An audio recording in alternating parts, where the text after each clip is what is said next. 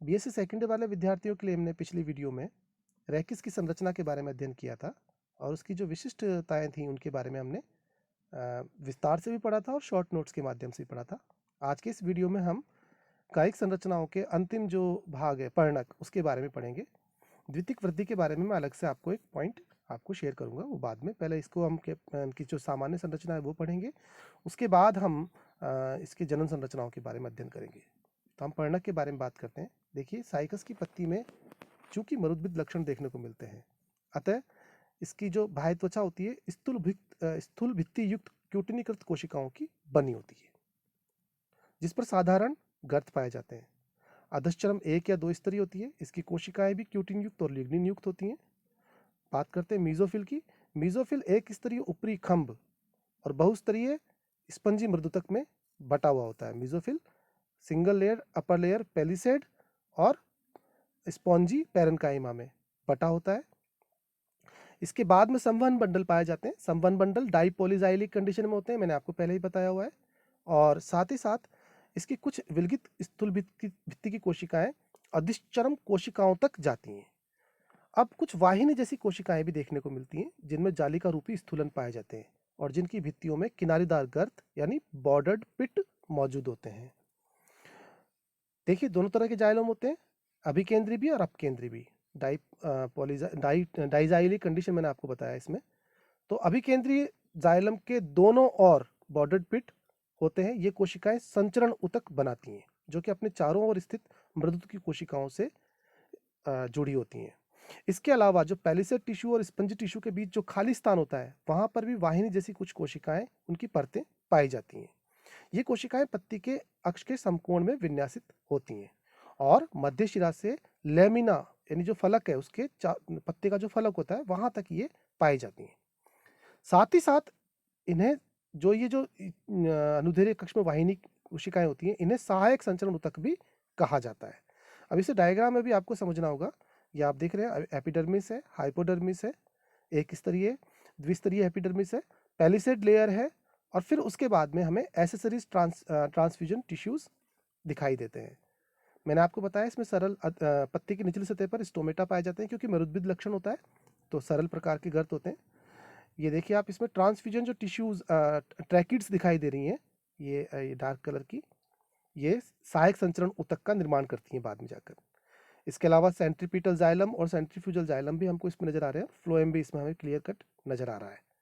हम बात करते हैं इसकी जनन संरचनाओं के संदर्भ में। आप साइकस एक लिंगाश्रयी पौधा, यानी इसका मतलब है नर और मादा पौधा अलग अलग होते हैं, लेकिन 10 वर्ष तक इन्हें पहचानना असंभव होता है, क्योंकि 10 वर्ष तक ये कायिक वृद्धि करते हैं, तो इन्हें अलग अलग रूप में देखना पहचानना असंभव होता है, जब तक कि इनमें नर या मादा जननांग बनना आरंभ नहीं होते हैं। हम बात करते हैं नरशंकु या नर युग्मकोद्भिद की। नरशंकु बहुत बड़ा अंडाकार शंक्वाकार होता है, ये साइकस की विशेषता है, ध्यान रखिएगा। और ये शल्की पत्तियों से घिरा होता है और प्राय अकेला शंकु किरीट के बीचों बीच, किरीट मतलब वही पत्तियों से बना हुआ मुकुट, उस किरीट के बीचों बीच पाया जाता है। तरुण शंकु भूरी शल्कों से ढका रहता है। परिपक्व शंकु एक विशिष्ट तीक्ष्ण गंध छोड़ता है, जिसे दूर से ही महसूस किया जा सकता है। शंकु के मध्य में एक अक्ष होता है, जिस पर लघु बीजाणुपर्ण सर्पिल क्रम में व्यवस्थित होते हैं। हर एक बीजाणुपर्ण एक कठोर अनुप्रस्थीय चपटी काष्ठीय संरचना है, जिसमें एक मध्य फनाकार भाग होता है और इसका उदग्र शिखाग्र जो होता है वो पतला होता है। अपाक्षी यानी निचली सतह पर अनेक बीजाणुधानियां पाई जाती हैं और बीजाणुधानियां 3, 4 या 5 के समूह में इकट्ठी होकर बीजाणुधानी पुंज सौरस की रचना करती हैं। हर बीजाणुधानी पुंज रोमों से यानी हेयर से घिरा रहता है। बीजाणुधानी पुंज रोम एक कोशिकीय होते हैं, ये ध्यान रखना है आपको। बीजाणुधानी पुंज में एक स्थूल व्रंत होता है और इसमें स्फुटन अनुदैर्ध्य रेखा छिद्रों द्वारा होता है। यह हाइग्रोस्कोपिक होता है, मतलब आर्द्रताग्राही होता है, और आर्द्रता से ही ये दरार आती है इनमें, जिससे बीजाणु मुक्त होते हैं। ये डायग्राम में भी इसमें इस तरह से बता रखा है। इसको डायग्राम को और अच्छी तरह से आप बुक में से देख लीजिएगा। नरशंकु स्थिति में अंतस्थ होते हैं, किंतु पिडंकल में से एक पार्श्व नलिका निकलती है जो शंकु को एक ओर धकेल देती है। इस तरह बना ये नया प्ररोह शिकाग्र शूट एपिक्स शीघ्र ही पत्तियों और शल्कों का निर्माण शुरू कर देता है और अंततः एक नरशंकु धारण करता है। इस प्रकार की वृद्धि को संधि ताक्षी यानी सिम्पोडियल वृद्धि कहा जाता है। ये इसकी विशेषता है, इसे भी आप अंडरलाइन करके लिख लीजिएगा। लघु बीजाणु पर्णों की कोशिकीय रचना को दिखाया गया है इसमें जो डायग्राम है, अभी हम इस डायग्राम को डिस्कस करेंगे।